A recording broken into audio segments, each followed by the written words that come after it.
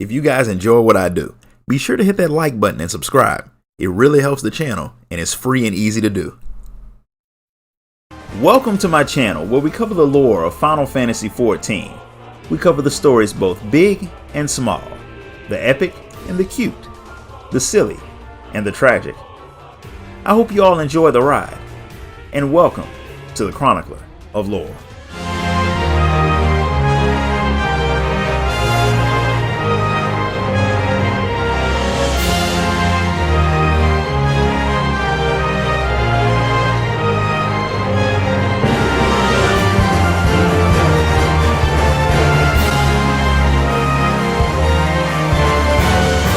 Now that you've made it back from Osdal's legacy, the Warrior of Light heads to Sharlayan to find out what it was that Kral wanted you to do.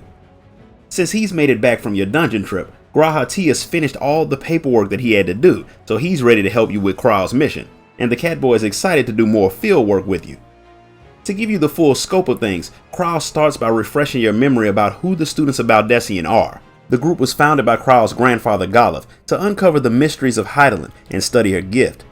They've pretty much completed that mission, but there's still other work to do, like coming up with ways to counter threats like the Warring Triad.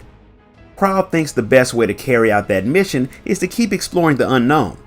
Because of that motto, a new request that she received for help caught her attention. It was sent by your old friend Rambros of the Sons of St. Koinok, who you explored the Crystal Tower with. Something has happened in Mordona, something that is outside of his realm of expertise, so he wants help from the Students of Baldesion. Kral has to handle things in Sharlayan, so the Warrior of Light and Grahatia head to Revenant's Toll. After the usual greeting between friends is done, Rambros lets you know why he called you.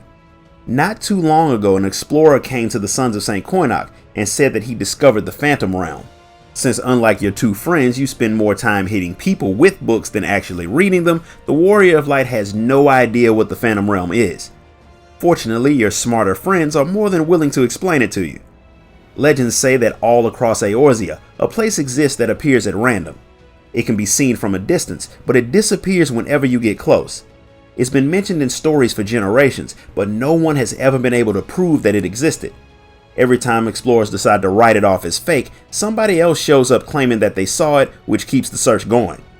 The fact that Rambros actually called on the Students of Baldesion means that the search is over. The place has really been found, and you'll get to see it for yourself. The man who found it is named Derek. He was supposed to come with Rambros to meet you, but he's not all that big of a fan of people, so he preferred to stay out by Silvertear Lake, which means you have to track him down. Because the Warrior of Light still has brain damage from all the time she's been hit in the head, she finds a baby Opu Opu and stares at it thinking that it's Derek, like Rambros wouldn't have told you if the person you were looking for was a big-eyed baby koala bear rat. Granted, the thing does belong to Derek, and it is different from normal animals, so it's likely on the verge of becoming an auspice or something else.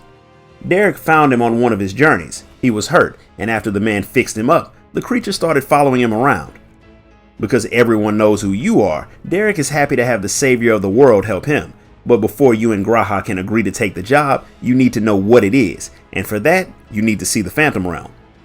Derek has no problem taking you to the place, and you never would have found the entrance on your own because apparently when the place appeared, it made a spot on Silvertear Lake that you could walk across. It's a much more stable water walking spell than the one Urianger made, and after you walk between two giant rocks, you and Graha are teleported to a place that makes me think of Mount Olympus or Asgard. Since he had found the place, Derek named it Omphalos, and whatever people who saw it from a distance described it as, it definitely is not a mirage. The name means navel in an ancient language, and Derek called it that since the place is located in Mordona, which is at the center of Aldenard. There are no people in the area, but somebody's been cutting the grass and pressure washing the buildings, so somebody has been coming and going. Derek wants you to find out who made the place and why. Graha wants to know why it decided to appear now all of a sudden. Did someone reveal it on purpose, or did it simply show up because of the final days? You can see the Crystal Tower in the distance, meaning you are on an island very high above Silvertear Lake, but you couldn't see the place from outside. The spot you stepped through had to be some type of portal, but with the Battle of Silvertear Skies that had happened over the lake, somebody should have seen the island.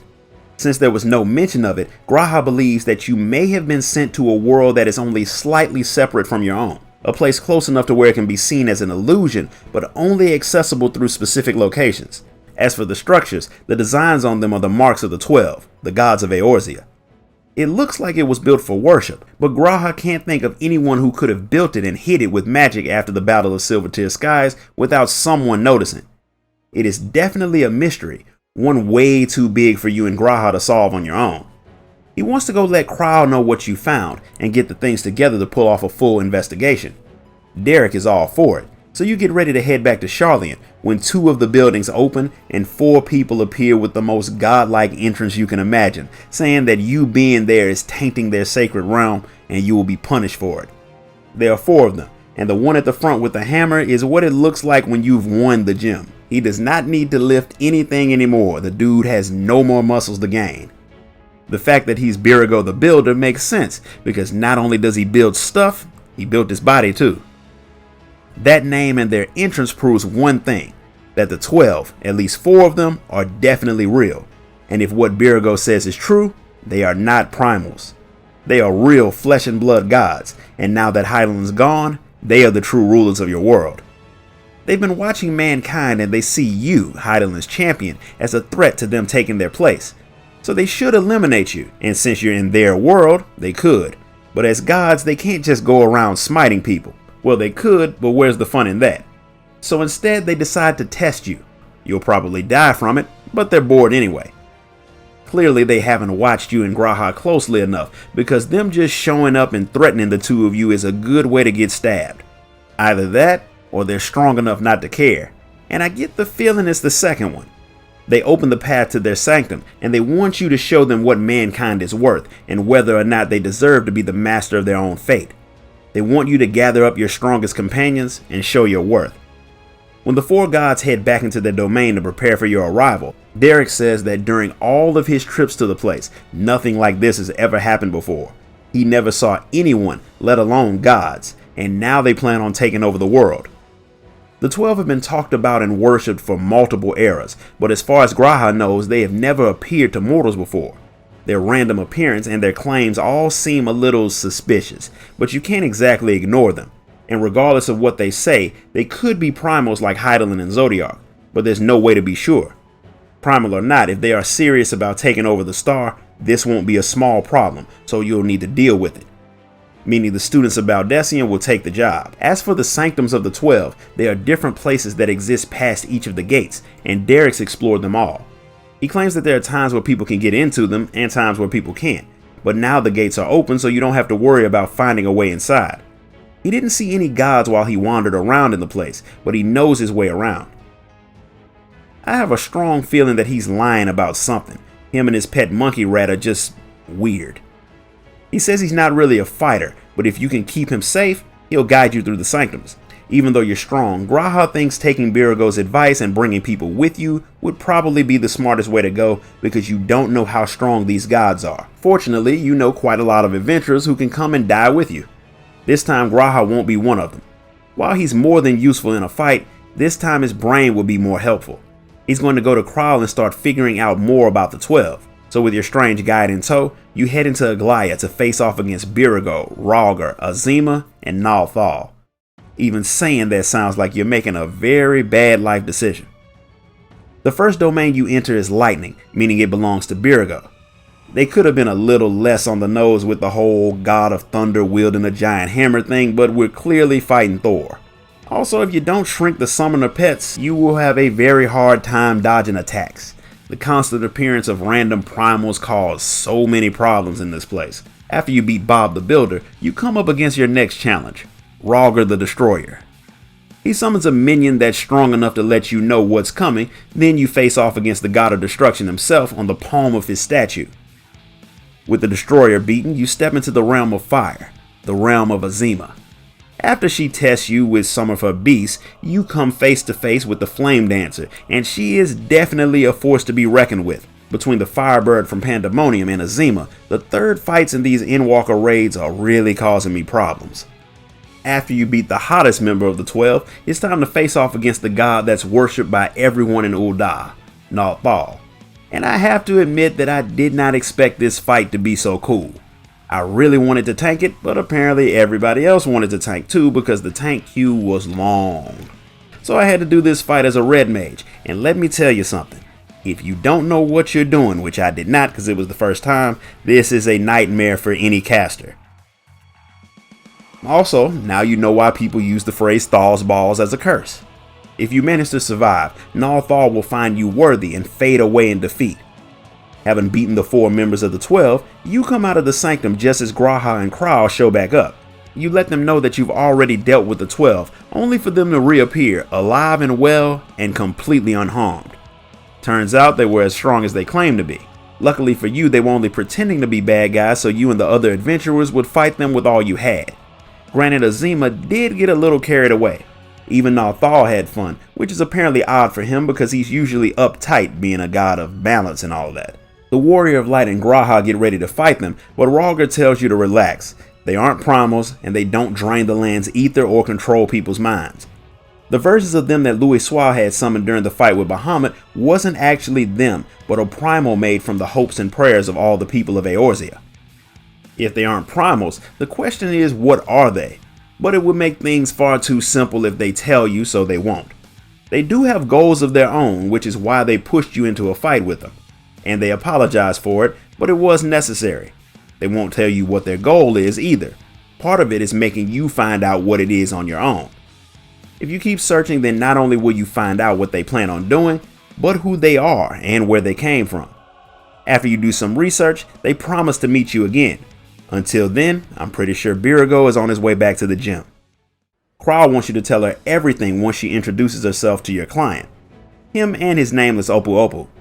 Once you tell her and G'raha about your battles with the gods, fights that during which the Warrior of Light says she couldn't sense any murderous intent coming from any of them. My repair bill says otherwise, but we'll just go with it. Livingway had told you all that the method of summoning that the Ascians taught leaves the primals with a strong desire to convert people to their side, which is why the primals temper their worshippers. The 12 don't seem to want that at all, so if they are primals, they're very unique. Emmett Selk had mentioned the fact that you don't even know who the 12 are, meaning he knew and wanted you to figure it out, which, alongside the Students of Baldesion, you will. Which makes Derek happy since it means you'll be taking his job. Krau decides to stick around the 12's sanctum to see what she can learn, while you, G'raha, and Derek head back to Eorzea to see what you can learn about the 12. For some reason, Derek tells the very aware Opu Opu to stay with Krau because he doesn't think it's right to leave her there alone.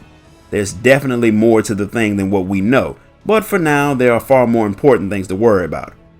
The 12 were already being worshipped way back during the 3rd Astral Era, when the Allagan Empire was at its peak. By the 5th Astral Era, the nations that fought in the War of the Magi each had one of the 12 as their guardian deity.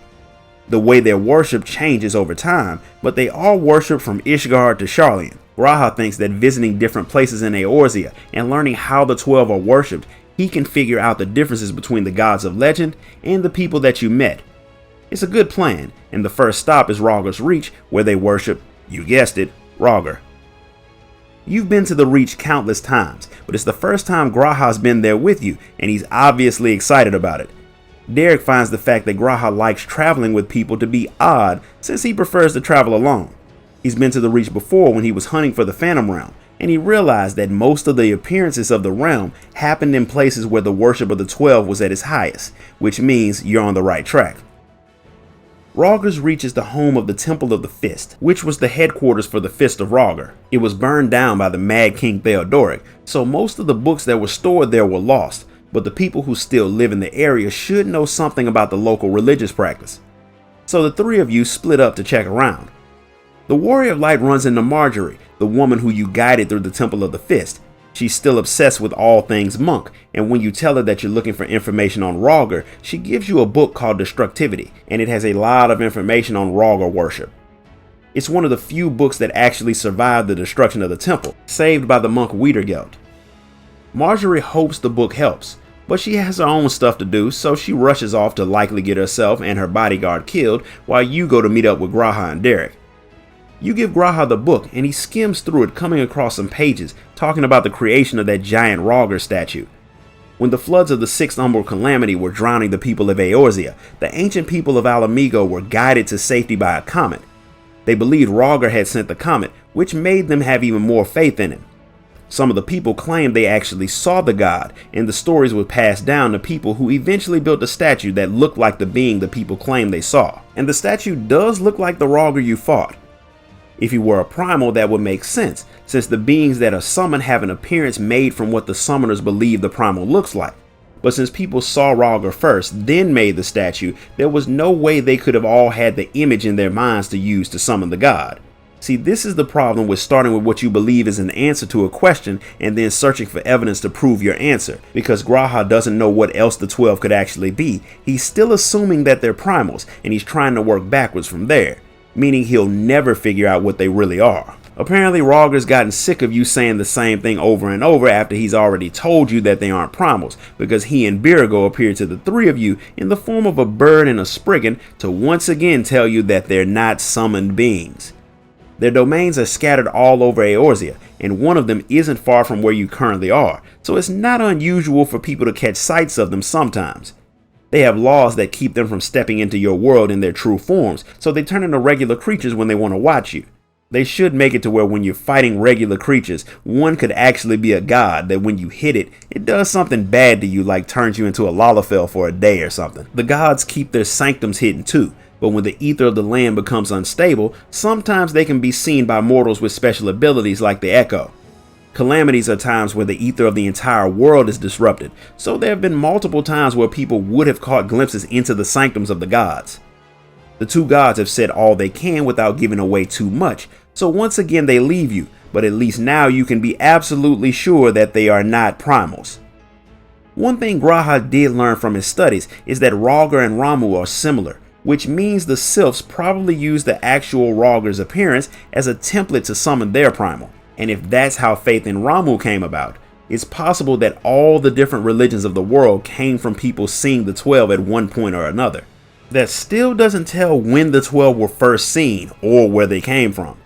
G'raha gets a call from Kral saying that she's recruited someone to help with the investigation. This woman is an expert on mythology, and G'raha has to get her from the sunken temple of Karn after he makes a pit stop somewhere. So he sends you and Derek to Ul'dah since Thanalan is full of Nalthal worship. Instead of traveling together, the two of you head there separately because Derek really isn't a fan of people.